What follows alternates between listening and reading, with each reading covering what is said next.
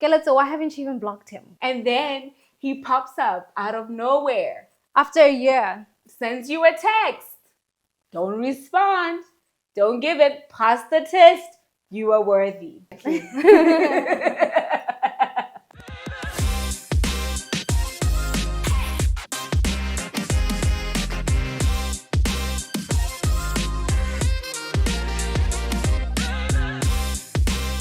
The Sapiosexual Platter.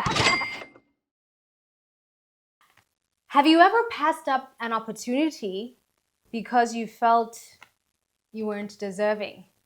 Do you ever look at others and think they're more deserving of opportunities, of experiences, of desires that you might have? Self-worth. This is a question plaguing many of us, more so the African soul and the African spirit because of our traumatic past. On today's episode, we'll be delving into how you, and how we can collectively as Africans build our self-worth. My name is Shatani Samalakai. And I am Bal Seabo Ame. And this is the Sapiosexual Platter. I guess we can't laugh on this topic, can we? No, we can't. It is not funny. It is not funny where people are at. Why did you have to say that?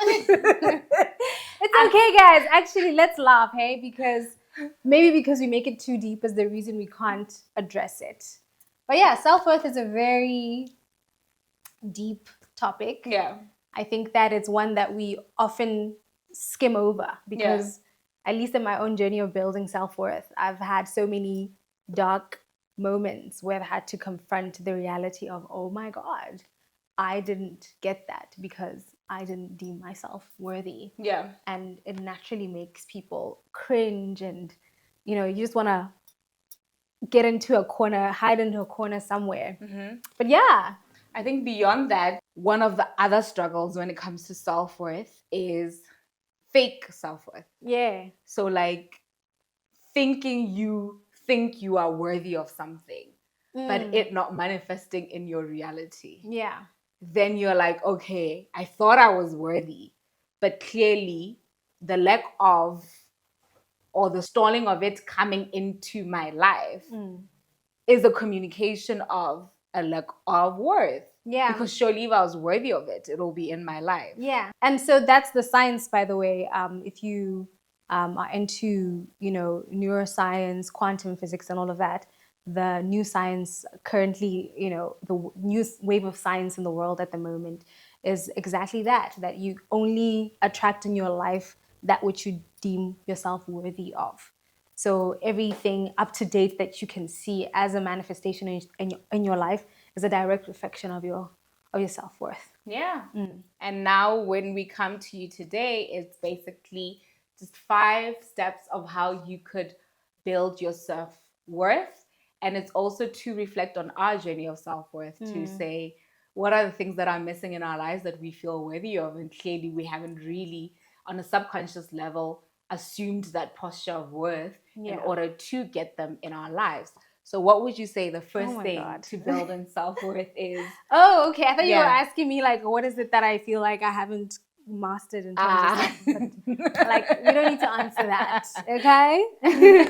The first thing is just dismantle everything you know. Like, I think you have to put yourself in a place of deep vulnerability. And anything that you've ever thought you knew and understood about yourself and of life, I think in building self-worth, the first thing is to just dismantle all of it, because just as we said in our very first episode about how the human being is built, a lot of that is built on of what you know and understand of life is built on your environment and how you grew up and what your mother said to you, what your father said to you, what the church and the society you live in. So a lot of it is a reflection of the consciousness or the collective conscious of where you're at in the moment. So in building self-worth, obviously, if you're in an environment where the self-worth on specific areas is low, then you're going to reflect that unconsciously. So I would say, first step, dismantle everything. It is dismantling everything and then rebuilding the new you. But when you have to rebuild that new you, you have to then say, I don't know. So therefore, I have to connect to something that knows. And that brings us to our second point, which is connect to the spirit, connect to source, and really deeply know that you are one of one. A lot of the times we are trying to compete with people who are different to who we are, who have different innate abilities, intelligence, talents. So if you know you're one of one, for example, if I mirror myself to this conversation, I was having a conversation with a good friend of mine, Malebo, who's behind the camera right now. And I was telling her, I'm having a realization that in this country, in Botswana currently, there's one person who studied law, who did a master's in international development, who started a makeup business, who went to India to meditate, came back and started a wellness company. Yeah. And I was like, those mix and variables, I don't know anybody who has them.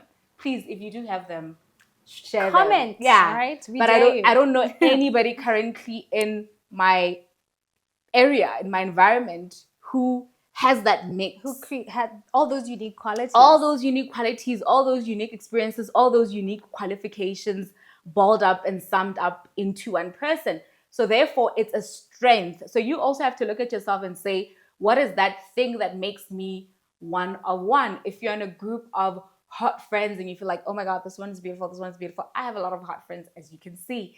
You have to then say, okay, how do I deem myself worthy of beauty? What is it about myself that makes me one of one in terms of whatever area that you may feel unworthy of? And that's a way to build your worth, because once you realize you're one of one and the things that make you one in 8 billion people, then you know that they can't get a Shatanya anywhere. They can't get a Bell anywhere. They can't get a Bob anywhere. Yeah. Bob. Bob, if you're watching this, they can't get you anyway. Yeah. You know? I found that point profound because it's like by looking at the mirror and really just tracing everything about you. Yeah. The commonalities, the unique traits. It is a way of connecting with source. Because source, we're all source. And we're all pieces of source. And we all have unique signatures that are representation of source. So of course I can't look to Belle. Yeah. I have to look at me, and then just acknowledging me as I am, my roots, my parents, my siblings, the schools I went to, my unique life experiences that shape who I am and how I present myself to the world. That craft you. That craft me. Then in essence, I have connected to source. Yeah. But I believe you're also talking about something deeper. Okay. In terms of like connection to source, which is the spirituality. Of course. Yeah. I think, as you're saying, we are a makeup of our experiences, and that one of one is crafted by all these experiences.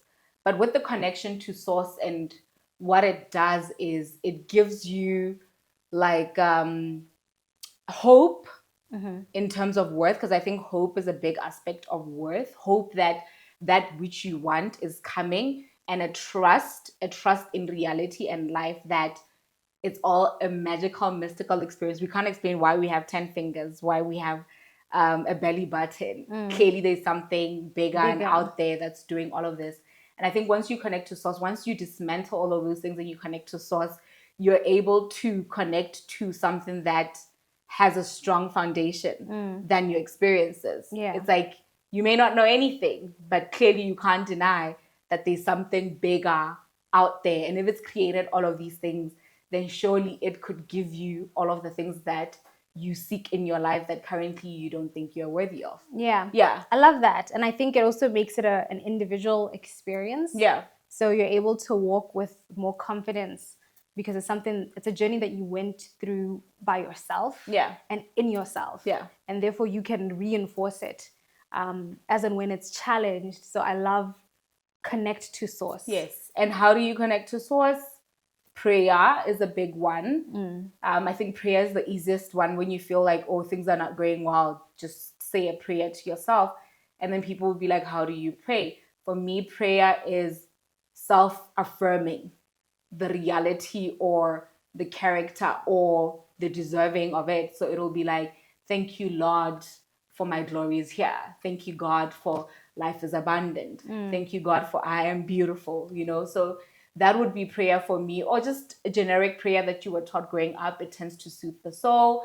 Meditation is one of them as well. Sit in silence. If you're observing emotions that you're feeling, sit in silence and then just observe those emotions and say, why is it that I'm feeling the way that I'm feeling? Why has this reality not come into my life? And chances are, anytime you sit down and you ask those questions, it'll rise to the surface and you would get an inner voice just saying, oh, it's because when you were young, somebody raped you. Oh, it's because when you're young, they told you you're ugly. All of those things rise up to the surface eventually just in meditation, because meditation raises awareness. So once we've connected to source and, made the discovery that we are one of one and worthy of celebration, then the third one is to create a framework of reaffirming that worth. And I say you first start off by educating yourself. Because like she said, you would have had an experience when you were younger that taught you something different. So then it's incumbent upon you to then find a different education, a different ideology. So I would give examples to say the church for me was that when I was growing up. If you were at school and the teachers were saying something negative, you go to church and the Bible says what? You're the head and not the tail. You're above and not beneath. You're ahead and not behind. And so that repeated over a period of time just becomes part of your framework. So it's first creating that and challenging any perceptions within yourself that are negative. So I know for us Africans, obviously, there's that like compromise. Thank you. That takes place where if a Caucasian person walks into the room, and I've seen it many times, especially in the legal profession, there's just this sense like, if this person is this color, then whatever they're saying surely must make sense, where you can't understand what took place, why did this happen? And then when, we do the rewind and we look at who the players were in, or the actors were, you're like, oh, it's because somebody of a different race was here. And it's like, for a fact that if it was just all Black people in one room, this would not have been the outcome. And so then it calls on us to then reassess, like, what is our belief about ourselves?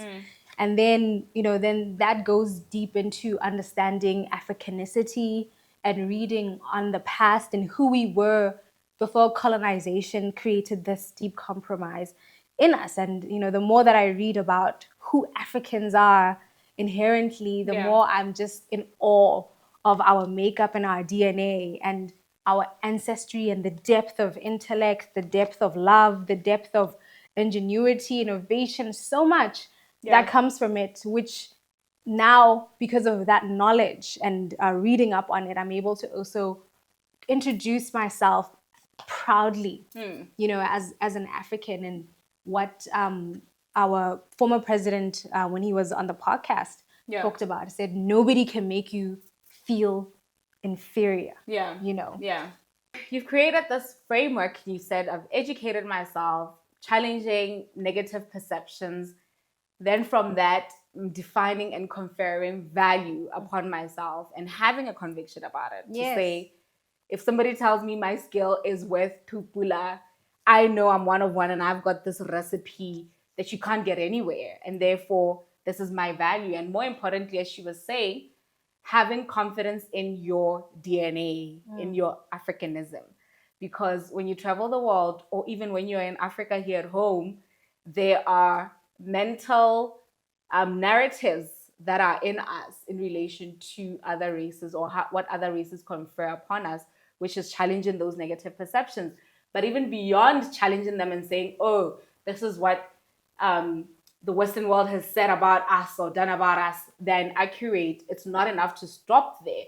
You have to take it a step further and build your own communities about what you stand for, what you find valuable, And then the fourth one, exerting it into the world. It's very important. Exertion. Yeah, exertion is Exert vital. with aggression and conviction.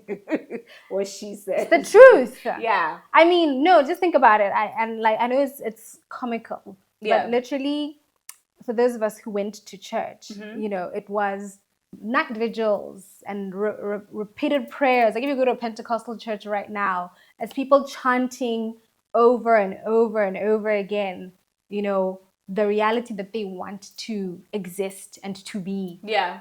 And to say, I am a daughter of God, who is the God of Abraham, Isaac, and Jacob. And if he did it for David slayed Goliath, so can I. So it's powerful, it's aggressive, I guess. Yeah, it is. You put it in you that have way. to be aggressive. And I think a lot of times, especially in our Setswana culture, there's this botho reservation thing that takes place, and people are afraid to brand themselves.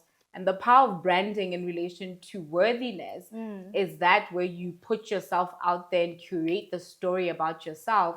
And the more you're in the habit of creating that persona and that person that you idealize yourself to be and sharing it with the world, people then help you in your journey of worthy, because they then meet you as your higher self, meet you as that exertion, and they treat you as so. Yeah. So if you feel like, oh, I'm not beautiful, I'm not pretty enough, put on makeup, put on a nice outfit, take a picture, put it out there, see more of yourself out there. Because another mental tool that was used against us is consistently putting in images in us that distort our perception. Yeah. So you watch movies about us as slaves, you watch TV, it's mostly white people you see. So you never see a reflection. Well, the way there's like successful narratives. Exactly. You never see a reflection of yourself when you consume media. So it's very important to exert yourself.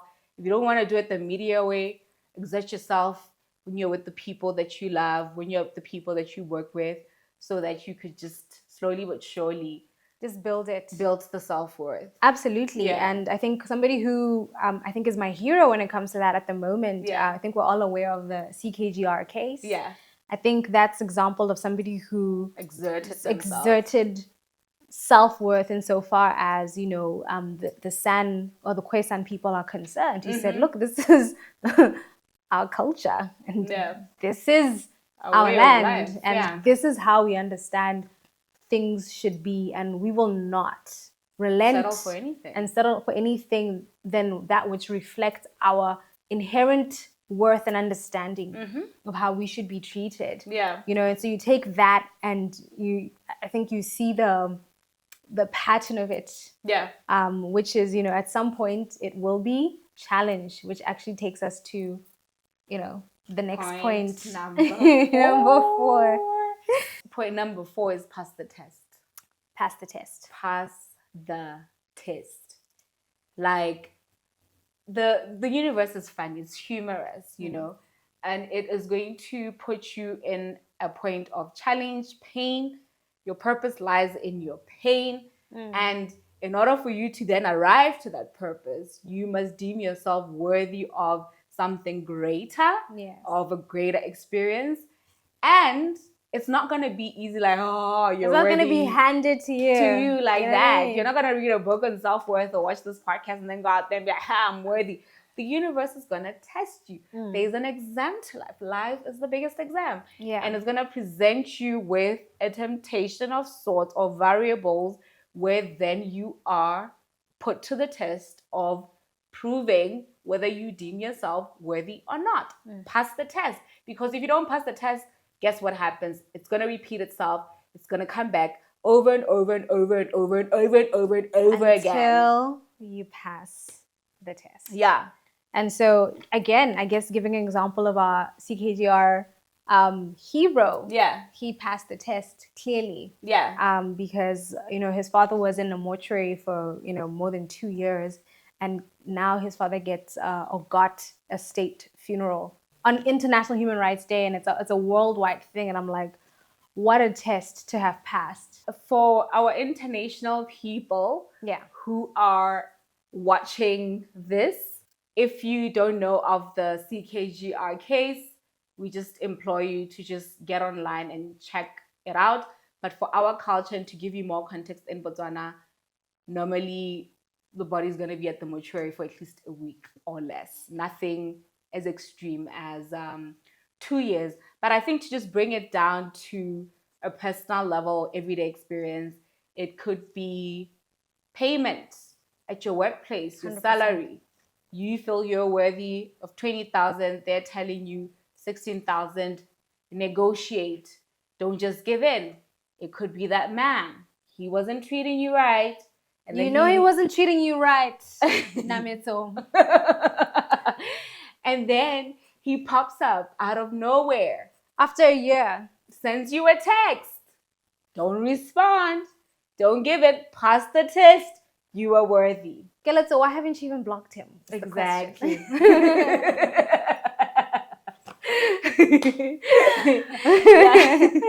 No, those are tests to pass, you know. So relationships, work. Yeah. Work. What has been your test? Shisha, it's getting hot. It's getting hot in here. It's getting hot in here. You know, I can testify of one of the biggest tests I did pass with relation to my worth. Yeah. Was quitting my job. Yeah. That was a long time ago. That was a long time ago. People already know the story. We want a recent story. Don't tell us the diplomatic story of, I quit my job. So I think within the business context, definitely asserting your worth of relation to the rates you charge. Yeah. With clients and things like that. So one of the tests that I believe that I've passed is at this point I haven't experienced, you know, anybody daring to negotiate my rate. Yeah. Something I experienced when I started. Yeah. But at some point I woke up and I said, nah, this is how much I charge. Yeah. And if you would like to have the Someone Like I and Associates experience, this is how much it costs. Yeah. And since I passed that test and asserted that and said no, refused to compromise, when there were those people who wanted me to charge less, I've just been having an avalanche of clients who are very happy. They're like, we don't talk about that. You know, it's like that's the fee note as presented, and it's paid. So that's an area which I had initially been challenged in. That I believe that in one way I have passed the test. Yeah.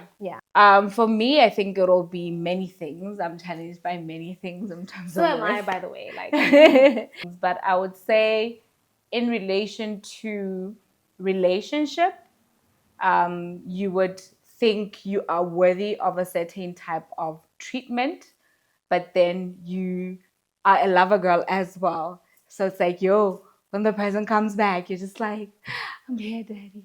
But when I think I kept on failing the test many times, and then there was a point where I was like, you know what, this is what I'm worthy of, and this is the stance that I'm assuming.